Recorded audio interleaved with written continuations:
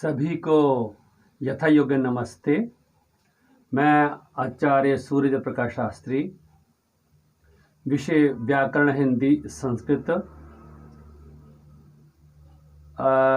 आज का मेरा प्रसंग है अधिगम 5 और उसमें पहला जो है वो है अनुस्वार।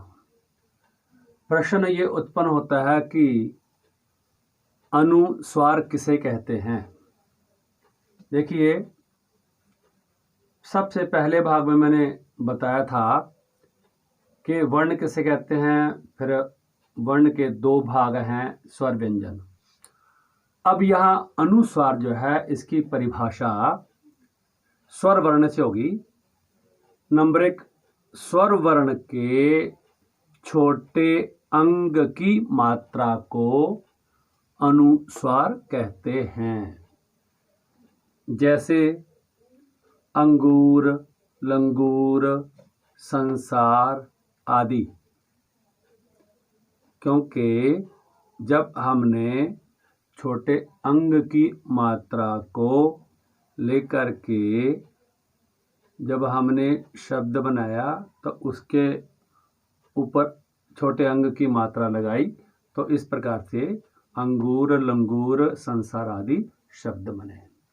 नंबर 2, शब्द के अंतिम अक्षर पर अनुस्वार लगाने पर इसकी आवाज आधे माँ के समान हो जाती है या होती है।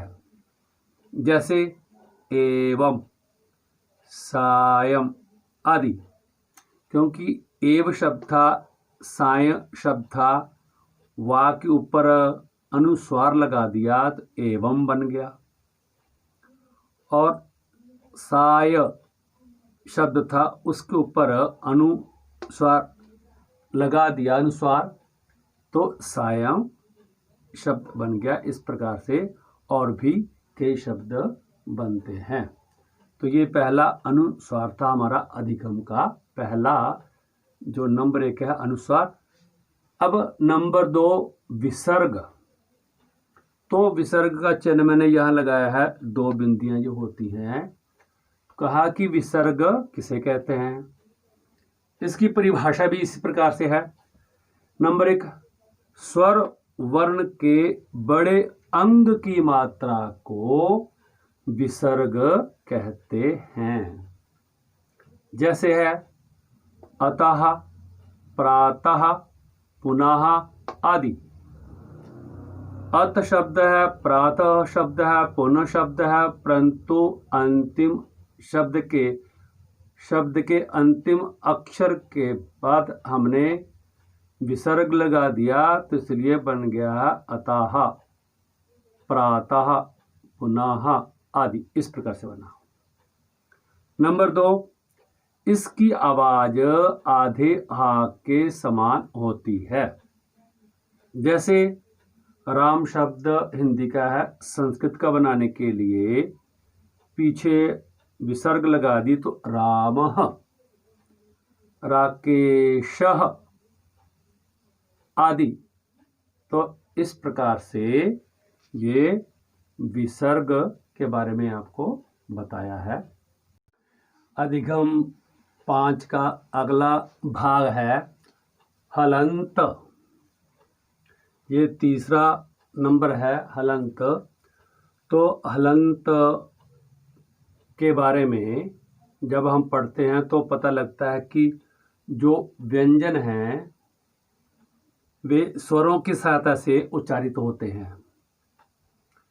अब हलंत की परिभाषा इस प्रकार से होगी कि व्यंजन को स्वर बिना लिखने के लिए व्यंजन के नीचे लगाए जाने वाले चिन्ह को हलंत कहते हैं। हलंत लगने पर वह अक्षर आधा रह जाता है। जैसे है कट्टर, चक्कर, पत्ता आदि। तो इनमें कट्टर में का के आगे ता पूरा, परंतु हमने आ हटा दिया तो आधा रह गया। आगे टा पूरा रा, कट्टर।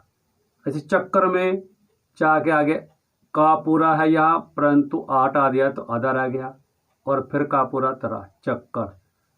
पत्ते में पा और ता पूरा, परंतु उसमें आ हटा दिया तो इस प्रकार से आधा रह गया, और पूरा ता के बाद आ, पत्ता। तो इस प्रकार से ये हलंत कहलाते हैं। नंबर 4 है चंद्रबिंदु किसे कहते हैं। तो देखिए, जब वर्ण का उच्चारण नाक और मुख से किया जाए तब उसके ऊपर चंद्रबिंदु लगा दिया जाता है, जो आधे चंद्रमा के ऊपर लगे बिंदु के समान होता है, और इसे अनुनासिक भी कहते हैं।